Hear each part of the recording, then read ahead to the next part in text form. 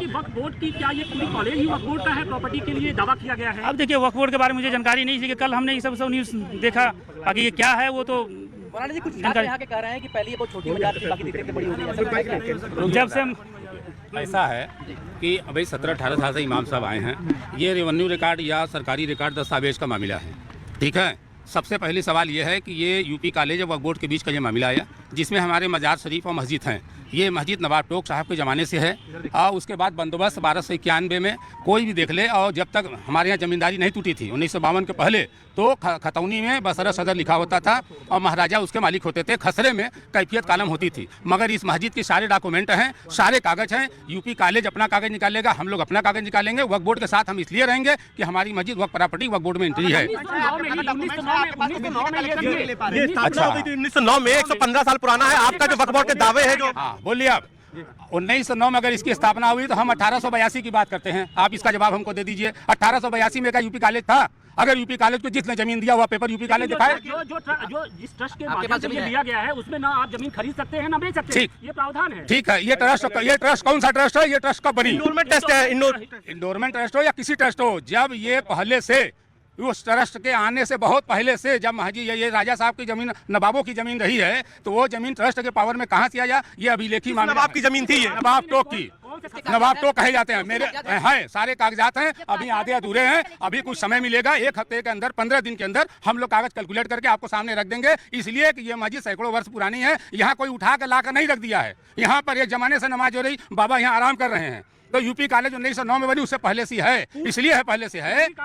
बिजली काट दे, सब काट दे। ये तो भैया वर्तमान की सरकार है। मस्जिद और मजार है, मुसलमानों पे तो आफत आई हुई है। किसी मंदिर का बिजली कटते हुए आपने देखा? छात्र कह रहे हैं पहले बहुत छोटी थी, दिनों दिन बढ़ती है। मस्जिद आज भी छोटी है। ये कैंपस आपको बड़ा लग रहा है, मस्जिद आज भी छोटी है। वक्फ बोर्ड के मुताबिक आप लोग दावा क्या कर रहे हैं? पूरे कॉलेज पे दावा कर रहे हैं? जी नहीं, ये मामला वक्फ बोर्ड का दावा वक्फ बोर्ड जाने। मस्जिद वालों से मस्जिद की जमीन और बाबा के मजार इतने से सीमित हैं, हम उस पर बात कर सकते हैं। बात सिर्फ मस्जिद तक की नहीं है। वक्फ बोर्ड ने दावा किया था आपकी मजार के आधार पर ही। तो वक्फ बोर्ड ने दावा किया, तो ये जो सुनिए, ये वक्फ बोर्ड ने दावा किया, ये वक्फ बोर्ड बताएगा। मेरे पास उनके दावे के कापी नहीं है। हम मस्जिद से रिलेटिव लोग हैं, हम मुस्लिम हैं, मस्जिद में नमाज पढ़ने आए। इमाम साहब से मुलाकात हुई, बात हुई। बोर्ड ने आपकी मजार के मस्जिद के आधार पर ही दावा ठोका है। हाँ, तो जो कागज हमारे पास मिले हैं, बहुत ज्यादा कागज है, वो आपको अभी नहीं इसलिए बता सकते कि मुकम्मल हमारे पास आ जाएगा, उसके बाद ही जाएंगे। किस तरीके से? हाँ बिल्कुल, वक्फ बोर्ड में 3-4 दिन के बाद हम लोग वक्फ बोर्ड जाएंगे। ये कोई धार्मिक लड़ाई नहीं है। ये यूपी कॉलेज प्रशासन और वक्फ बोर्ड का मामला है, जिसमें हमारे मजार और मस्जिद है। इससे ज्यादा हम लोग का नॉलेज नहीं है। जो कागज नहीं, हम लोग जाएंगे आएंगे, जो हमारे पास पूर्ण कागज हो जाएगा तो आप लोग को समझ बता दी जाएगी। ये पूर्व छात्र ये भी कह रहे हैं कि इस तरीके से तो आप हर किसी को हर प्रॉपर्टी को वक्त कहने लगेंगे, इससे देश में तनाव बढ़ेगा।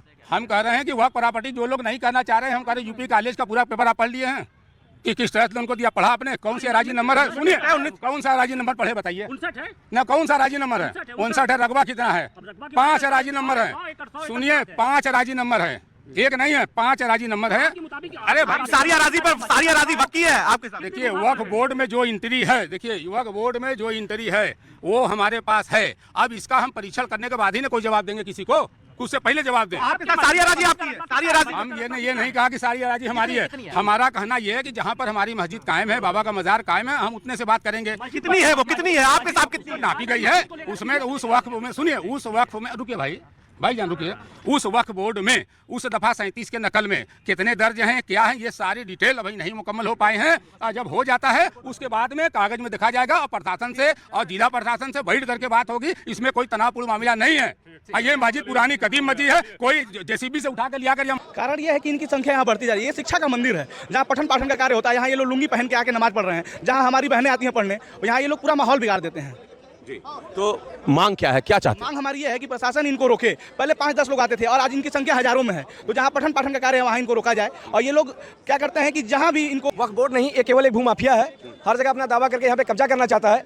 लेकिन यूपी कॉलेज में दावा करना उनकी ज़िंदगी की सबसे बड़ी भूल होगी। ये उनका यहाँ पर आखिरी दावा होगा।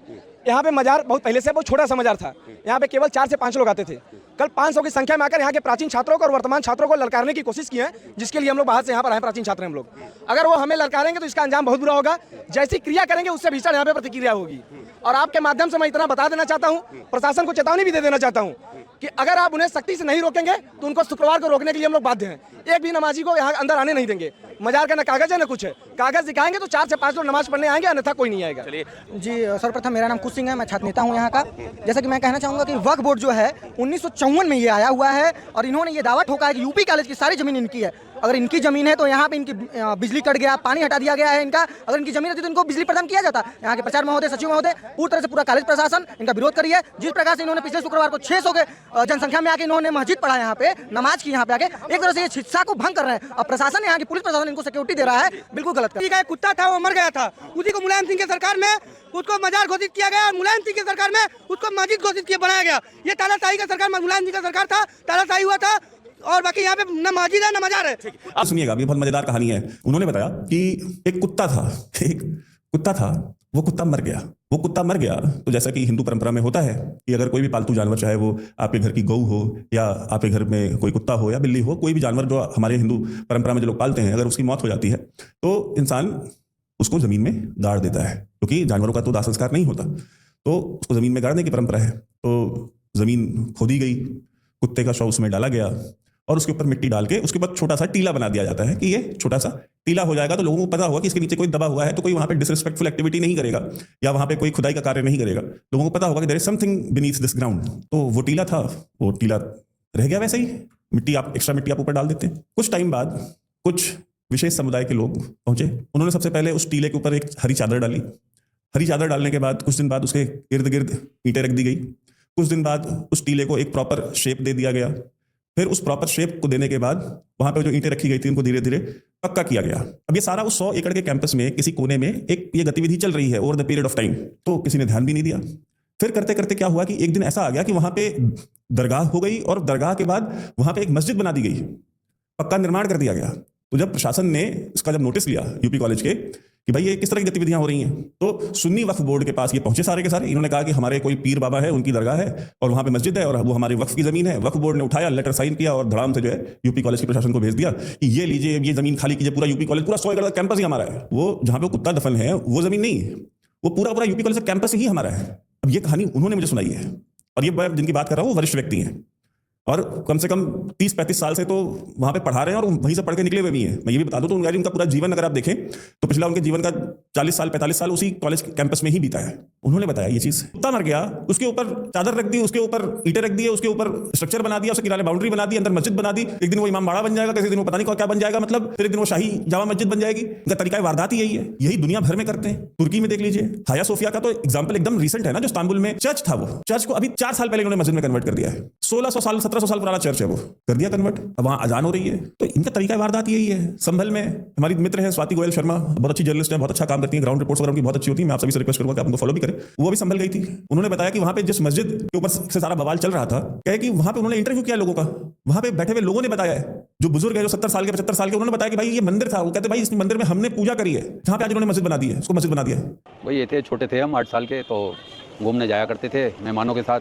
तो एक दफ़े जामा मस्जिद जो कहलाती है वो उसमें देखने गए थे, तो दरवाज़ा लगा हुआ था अंदर और बीच में पानी था, कुंड जैसा था, और दरवाजे पे ताला लटका हुआ था गवर्नमेंट का। वो इतना याद है, 8 साल की उम्र थी, अब 67 साल की उम्र थी। तो तब उस मंदिर के नाम से जानते थे आप लोग? हाँ, हरिहर मंदिर कहलाता था।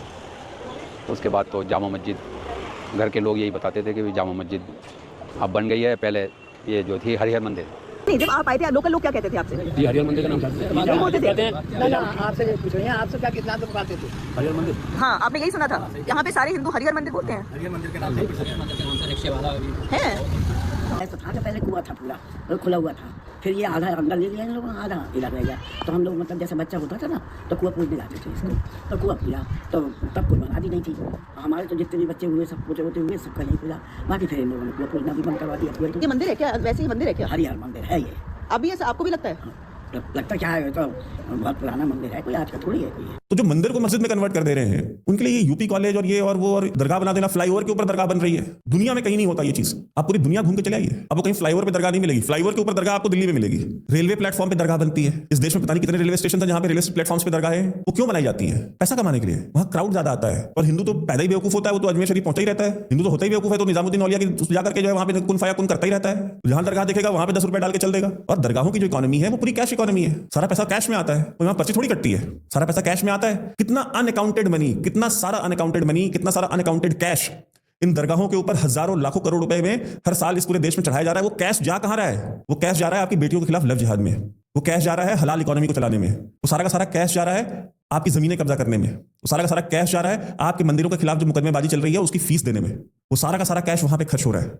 और उस पैसे को दे कौन रहा है, चढ़ा कौन रहा है? 90% हिंदू चढ़ा रहे हैं, क्योंकि ये दरगाहें और ये मजार और ये सारी, ये तो इस्लाम में, मैं कहता हूं कि मुझे साबित कर दे कोई किसी भी हदीस से, किसी भी कोई भी हदीस ले आए, कुरान में, हदीस में, किसी भी, चाहे सही मुस्लिम, सही बुखारी, जामे तिरमिजी, कोई भी हदीस ले आए, कहीं से साबित कर दें कि ये जो दरगाहें जो ये इस्लामिक है या शरीयत के हिसाब से ठीक है।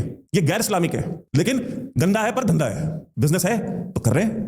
क्यों? क्योंकि 90% पैसा तो चढ़ाने वाले हिंदू ही ना मूर्ख इस देश के।